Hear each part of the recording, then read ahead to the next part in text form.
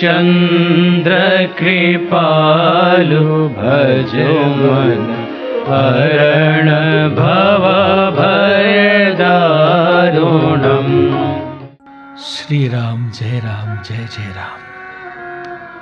राम कथा में आप सबके स्वागत बा। कल के राम कथा में कथा के महिमा खातिर कुछ कथा कहानी सुनावल गई। आई सुनी आगे, पहले कथा की महिमा फिर कथा हुई।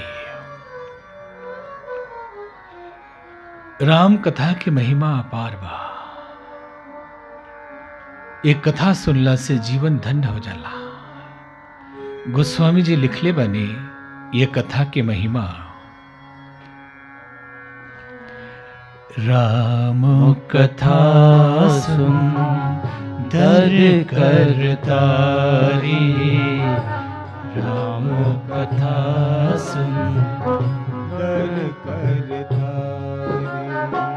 संशय विहग उड़ावन हारी, संशय विहग उड़ावन हारी। राम कथा सुंदर करतारी, राम कथा सुंदर करतारी। संशय विहग उड़ावन हारी, संशय विहग उड़ावन हारी। राम कथा सुंदर करतारी, संशय विहग उड़ावन हारी। राम कथा कली बिटप कुठारी, राम कथा बिहप कुठारी। सादर सुनो गिरी राजकुमारी, सादर सुनो गिरी राजकुमारी। सादर सुनो गिरिराज कुमारी, सादर सुनो गिरिराज कुमारी। राम कथा सुंदर करतारी, संशय विहग उड़ावन हारी। राम कथा सुंदर करतारी, संशय विहग उड़ावन हारी। राम कथा का हाथ के सुंदर ताली है। जैसे गांव में गेहूं सुखावे खातिर डालल जाला तो चिड़ई आंखें चुगे लगेली तो भगावे खातिर हाथ के ताली बजावल जाला। वैसे ही जिंदगी में बहुत बड़ा संशय बा।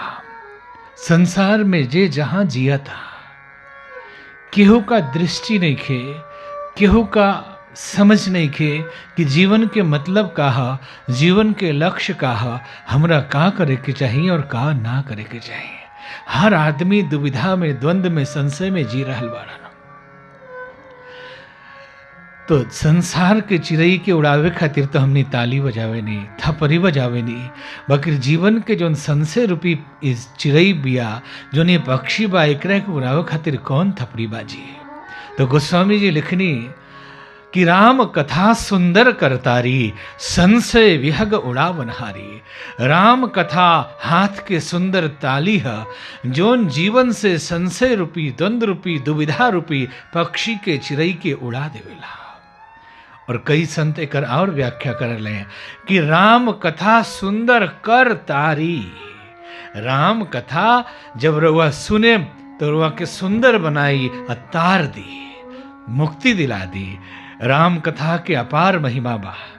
दुनिया में लाखों लोग एक साथ राम कथा, भागवत कथा सुन रहा बा, बाकी सब लोग के कल्याण काहे नहीं के होता। नया समझ वाले लोग ये कहे कि कथा से जब फायदा होई तो इतना लाभे होई तो इतना आदमी टीवी पर बैठ के कथा सुनता, गांव गांव में कथा चल रहल बा, तो सब केहू के जीवन काहे नहीं खे बदलता।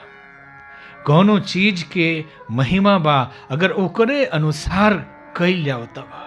राम कथा सुनला के महिमा बा, एकर लाभ बा, लेकिन जब वो कथा ठीक से वही हिसाब से सुनल जाओ तब एकर फायदा बा। राम कथा कैसे सुने के चाहिए पहले ये समझ लिया तो ये कथा के लाभ मिले के शुरू हो जाए। गोस्वामी जी लिखनी कि राम कथा सुने वाला के का करे के चाहिए। पहले मन कर्म बचन छाड़ी चतुराई, भजत कृपा करिहरि रघुराई, भजत कृपा करिहरि रघुराई।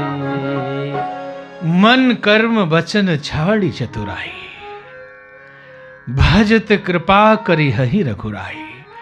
मन से कर्म से वचन से जब चतुराई छोड़ दिया, चालाकी छोड़ दिया, तो भजन जैसे शुरू करे रघुवीर भगवान राम जी की कृपा बरसे लगी, कथा के लाभ होके लगी।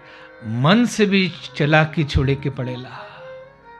कितना आदमी भीतर कुछ सोचेले बाहर कुछ बतिया ले, भीतर भीतर अगर यही है और ऊपर से किए रोवे तो सब बानी। मन से भी चतुराई निकले के चाहिए, कुटिलता निकले के चाहिए। तब तो संत जन लिखले बानी कि निर्मल मन जन सो मोहि पावा, मोहि कपट छल छिद्र दुरावा। कि भगवान कहे नहीं कि हमरा तो निर्मल आदमी पसंद बा, जकरा कपट बा मन में, जकरा छल बा, जे चलाकी करता, ओकरा संसार के कुछ संपत्ति तो मिल जाई, बकिर भगवान कभी ना मिली। मन से कर्म से भी चतुराई छोड़े के चाहिए। कर्म से चतुराई कैसे छोड़ जाला? कई बार आदमी निमन काम करे के खाली दिखावा करेलन, निमन काम करेलन, खाली दिखावा में लगा रहलन कि काम हो रहल बा, हमार नाम हो जाओ, फोटो खिंचा जाओ, ओ खातिर वो काम करी है। जब निस्वार्थ भाव से कर्म कइल जाला, ओकरे के चतुराई छोड़ के कइल काम कहाला। वचन से भी चतुराई छोड़े के चाहिए। जौन भीतर बानी रहुआ वैसे ही बोली, बोली हृदय के स्तर के परिचय करावेला। बोली सरस्वती है, ये बाक देवी हुई। जौना मुंह से रहुआ गरियावत तनी, जौना मुंह से केहू के निंदा करतनी, वही मुंह से भजन कइल जाओ तो शाप और वरदान बन जाए वाला शक्ति ये वाणी में बा, ये बोली में बा। तो मन से कर्म से वचन से चतुराई छोड़ के जे कथा सुनी ओकरा लाभ मिली। बाकी हर आदमी आजकल चलाक हो गइल बाड़े, चतुर हो गइल बाड़े। आदमी के तो ठगते बाड़े, बाकी भगवानों के ठगे से बाज नहीं खनावत। श्री राम जय जय राम। मन से कर्म से वचन से चतुराई छोड़ला पर ही भगवान के कृपा होला और कथा के लाभ मिलेला। और कथा सुने के लिए सबसे बड़ चीज जौन बा कथा सुने खातिर वो श्रद्धा। गोस्वामी जी लिखले बानी, जे श्रद्धा संबल रहित, नहीं संतन कर सार। तिन कहु मानस अगमति, जिनहि न प्रिय रघुनाथ। जेकरा लगे श्रद्धा नहीं के ओकरा ऊपर भगवान राम के कृपा ना होला। आदमी तो आदमी बा, आजकल लोग भगवान के भी ठगे से बाज नहीं खनावत। एक बार कुछ व्यापारी लोग व्यापार करे खातिर विदेश जात रहे। वो जमाना में हवाई जहाज ना होके तो पनिया जहाज पर चढ़ के जाए लोग। और अचानक एक दिन बहुत आंधी तूफान आइल, जहाज डूबे लगल, सब लोग रोए लगलन, चिल्लाए लगलन, हे दीनबंधु, हे परमात्मा, हमनी के जीवन के रक्षा करे। बाकी आंधी तूफान ना रुकल तो वो लोग का बुझाइल कि हमने गरीब आदमी मानी, तो बुझाता शायद भगवान हमने के बात नहीं की सुनत, अमीर लोग के शायद सुनल जात हुई। खोजे लगल लोग कि केहू अमीर बा ये जहाज पर, एक बहुत बड़ा व्यापारी बैठल रहे और सब लोग जाके विनती कैलक कि व्यापारी जी रउआ प्रार्थना करी तो भगवान सुन ले। वहाँ का कनी हमरा प्रार्थना करे तो आवेला ना, अगरबत्ती देखावत बिजनेस हमार चलत रहेला, कैसे प्रार्थना होला? तो लोग समझेलक कि प्रार्थना में का दिक्कत बा, खाली कह दी कि हे भगवान हमनी के जान बच जाला तो कुछ चढ़ा देव, इहे न होला प्रार्थना। कैसन मानसिकता बा लोग के, कैसन मन बा, कैसन सोच बा, तनी देखी। तो वहां का बुझनी कि यह बात तो कह दे तनी, तो कनी कि हे दीनबंधु, हे दीनानाथ, हे ठाकुर, हमनी के जान बच जाओ तो हमार जोन महल बा बेच के गरीब लोग में दान कर दे। ठीक है, उनका प्रार्थना कैला से पानी रुक गई, तूफान बंद हो गई, आंधी सब रुक गई, सब लोग सेठ जी के और भगवान जी के जय जयकार करे लगले हैं। और जब लौट के आए लोग, 1 महीना बीत गल, सेठ जी अपन महल बेच के दान ना कैले। गांव भर के लोग आयल कि सेठ जी रउआ दान ना कैनी है, तो कहले काल कह देव।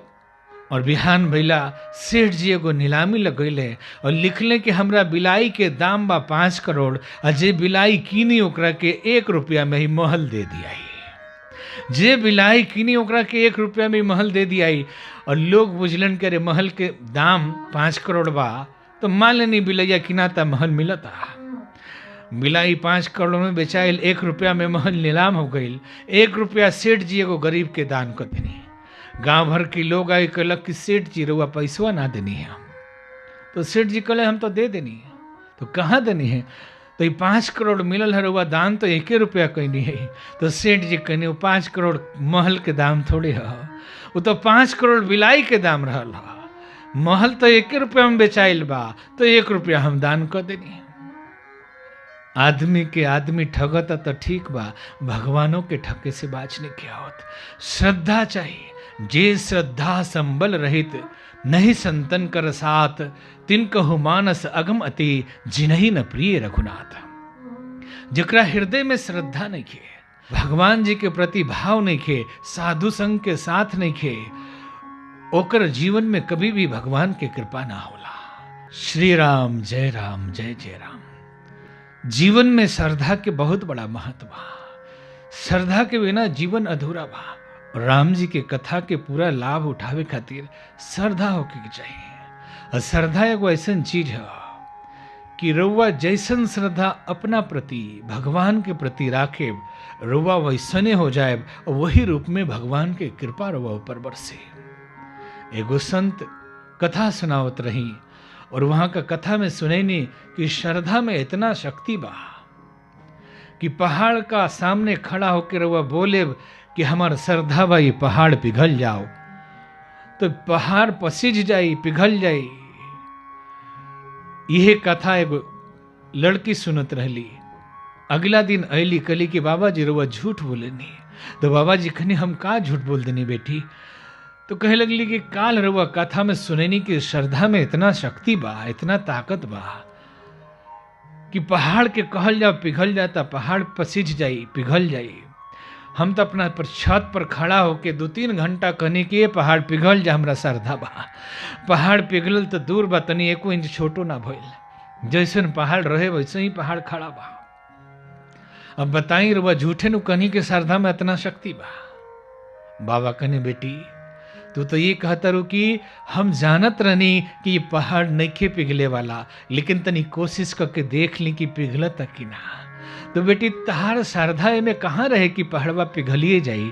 तहार तो श्रद्धा में रहे कि हम जानत तनी कि ना पिघली। तनी जांच ली, जैसन विचार हुई, जैसन चिंतन हुई, जैसन सोच हुई, जैसन भाव हुई, वैसे ही श्रद्धा फल दी। भगवान का मंदिर में जाके हमने ही सोचा तनी कि आयल बनी भगवान जी का लगे मांगो तनी, पता ना मिली कि ना मिली। अगर श्रद्धा ऐसन बा कि मिली कि ना मिली तो कबहू ना मिली। जैसन श्रद्धा, जैसन भाव हुई, वह सब कुछ मिली। आज संसार में बड़ा बड़ा मनोवैज्ञानिक लोग शोध करता लोग कि जैसन सोचल जाला वैसने सब कुछ हो जाला। एक कहता लोग लॉ ऑफ अट्रैक्शन, कि हमनी के पूजा पाठ में कुछ खामी बा, हम जाके वहाँ जैसन भाव गलत रखतनी कि भगवान पता ना का होई, तो हमने ये अट्रैक्ट करतनी, एकरे के आकर्षित करतनी, ओकरे के बुलावतनी और वह हमनी का मिल जाता और हम कहतनी कि पूजा के फल ना मिलला। जीवन में श्रद्धा होके के चाहिए, कथा के प्रति श्रद्धा, भगवान के प्रति श्रद्धा, सिद्धांत के प्रति श्रद्धा, आदर्श के प्रति श्रद्धा, अच्छा चीजन के प्रति श्रद्धा। श्रद्धा होको तो कथा के लाभ मिली। रामचरितमानस की कथा एगो सरोवर है, एगो पोखरा है, ई मान ली। ये कथा में 4 गो घाट बा। गोस्वामी जी लिखले बनी कि ये रामचरितमानस के कथा में ये ऐसन पोखरा है, ये ऐसन झील है जेकर 4 गो घाट बा, ओकर वर्णन वहां का कैले बनी। सुठी सुंदर संवाद वर बिरचे बुद्धि विचार, तेहि पावन सुभग सर घाट मनोहर चार। सुठी सुंदर संवाद वर बिरचे बुद्धि विचार। ये संवाद रूपी 4 गो घाट बे रामचरितमानस के सरोवर में। ये पोखरा में 4 गो घाट बा। 4 घाट काथी के हा? ये 4 घाट संवाद के हा, बातचीत के हा, बतियैला के हा। ये कौना घाट पर के बतियाता, के संवाद कैले बा, तनी ध्यान दी। पहला घाट पर भगवान महादेव पार्वती जी के राम जी के कथा सुनावतनी। ये ज्ञान के घाट है। ये पोखरा के रामचरितमानस रूपी सरोवर के पोखरा के पहिलका घाट पर भगवान भोलेनाथ महादेव बैठल बनी और माता पार्वती जी की कथा सुनावतनी। ये ज्ञान के घाट है। दूसरा घाट पर जागवल्क मुनि भारद्वाज जी की कथा सुनावतनी और कहल जाला कि ये कर्म के घाट है। और तीसरा घाट पर काग वसुंडी जी गरुड़ जी के राम जी की पवित्र पावन कथा सुना रहल बानी। कहल जाला कि भक्ति के घाट है। ज्ञान कर्म भक्ति 3 घाट तो हो गई, ये चौथा घाट का।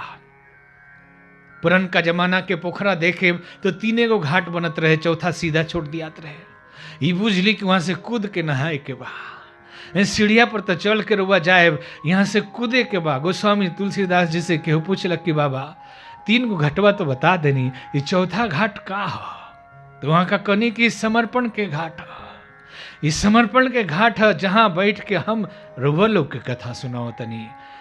पूजा पाठ करे खातिर, भक्ति भजन करे खातिर कोनो न कोनो नियम होला, बाकी समर्पण करे खातिर कोनो नियम की जरूरत ना होला। कई लोग पूछलक कि बाबा हम तो यह सुन ले बानी कि भक्ति के मतलब होला समर्पण के पराकाष्ठा। जब खूब समर्पण हो जाई ओकरे के भक्ति कहला। जब अहंकार खत्म हो जाई और जब भगवान जी मिल जाई है, प्रीत के ऐसा अवस्था आ जाई, ओकरे के भक्ति कहला।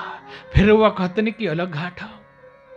तो वहां का कनी नियम बा, बहुत तरह के विधि व्यवस्था बा भक्ति करे खातिर, बाकी समर्पण करे खातिर कोनो नियम नहीं खे। कूद जाई सीधे सीधे भगवान के चरण में पड़ जाई।